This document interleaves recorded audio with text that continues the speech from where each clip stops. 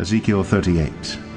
The word of the Lord came to me, Son of man, set your face toward Gog, of the land of Magog, the chief prince of Meshach and Tubal, and prophesy against him, and say, Thus says the Lord God, Behold, Persia, Cush, and Put are with them, all of them with shield and helmet. Persia, Persia, Persia, and prophesy against him, and say, Thus says the Lord God, Behold,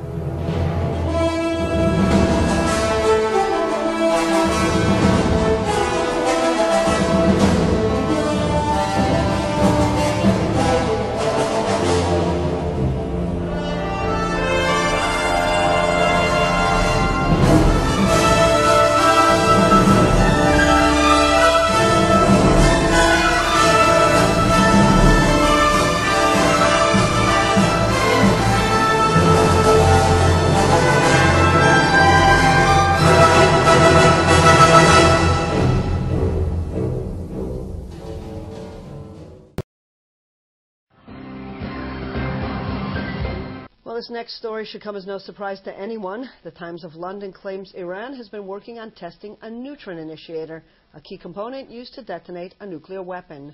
The British newspaper said it obtained confidential documents from foreign intelligence agencies.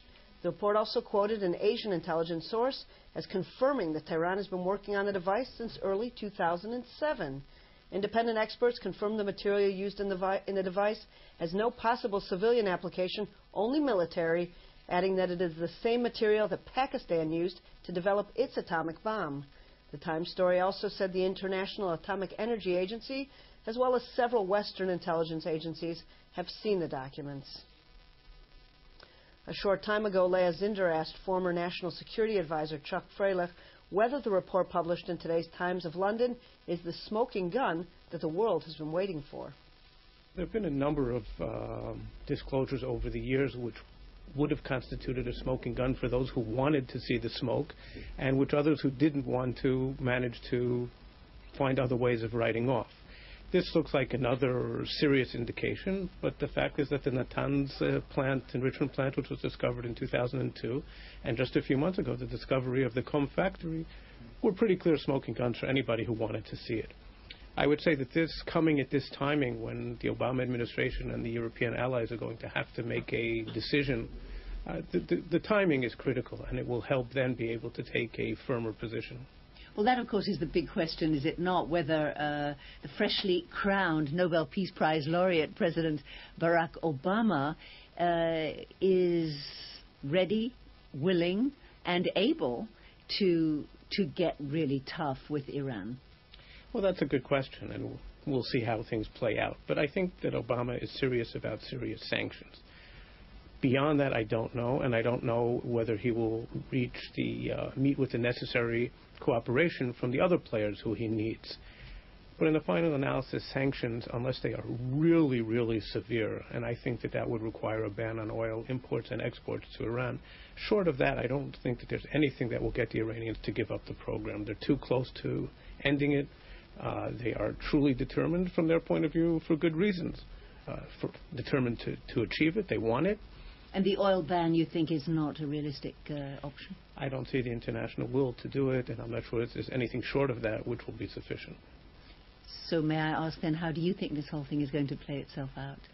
Well, I think in all likelihood sometime in the next year or two or three. Because I don't think long? Well, maybe in the coming year or two. The timeline keeps getting pushed back a little bit. Israel is going to have to make a very, very difficult decision, which is whether it goes along with what seems to be an American policy of containment and deterrence, and then maybe trying to reach some sort of extended American deterrence, as it's called, for Israel, or whether Israel decides to act on its own. I'd like to talk to you also about the impact of this situation on the Israeli-Palestinian dispute. I mean, the Israeli-Palestinian dispute is constantly being brought into the larger picture, and in fact there are many who believe that Prime Minister Netanyahu went along with the housing freeze as a way of keeping the American administration on Israel's side, as it were, in the Iranian situation. How do you see it? Well, he did enough to avoid a crisis with the U.S. He didn't do enough to really endear himself to the Obama administration. I think, frankly, all of the sides here, Israel, the U.S., and the Palestinians, have made mistakes, serious mistakes. If the Prime Minister was willing to recognize a two-state solution, if he was willing to make a settlement freeze, he could have done this, gotten enormous credit for doing so. And in the end, the way he did it, he appears to be the primary obstacle, when in point of fact, at this point, I don't think he is, because there's no one on the Palestinian side today who can go ahead with talks. The administration also made just about every mistake possible, coming in thinking that just because they're nice, well-intentioned people, they were going to achieve what none of their predecessors had, and they were going to lead to a breakthrough in almost no time. And it's now just about a year, and not only has there not been a breakthrough, there aren't even talks. And I frankly don't see what's going to happen in the near future that'll change that situation. In other news today, a Thai court extended by further 12 days the detention.